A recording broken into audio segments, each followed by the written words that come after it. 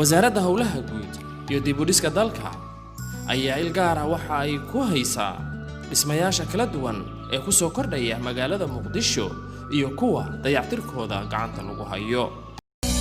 waxaana ku soo kordhay dhismayaal cusub oo casri ah kuwa ayaa haatan gacanta lagu hayaa, kuwana waa la soo dhameeyay halka kuwa kalena la qorsheynayo.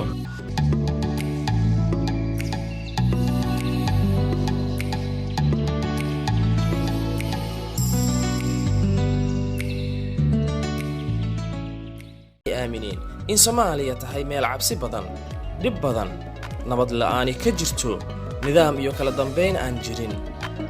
midka xooga badanna uu dhacayo midka daciifka ah. Ayeeshee waxyaabahaas oo dhan badankoodu yihiin dagaal nafsiyeed lagu abuurayo cidii waddankan u istaagi lahayd horumarkiisa iyo hanaqaadkiisa. loogana niyad jebinayo muwaadinka Soomaaliyeed inuu weligiis dad gaar ah ugu jiro xindaab cayiman. waxyaabahan xumaanta ah laga sawiranayo waddankana uu yahay dhalanteed qofka aaminayo waaqacana ka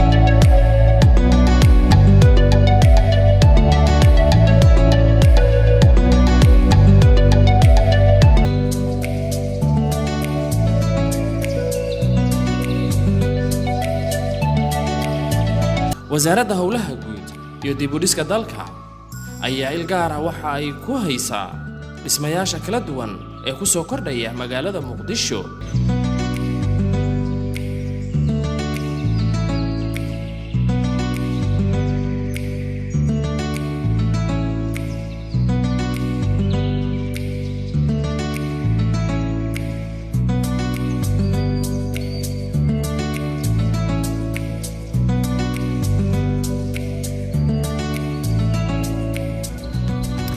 haddaba magaalada Muqdisho waxay ku talaabsanaysaa horumar dhanka dhismayaasha ah.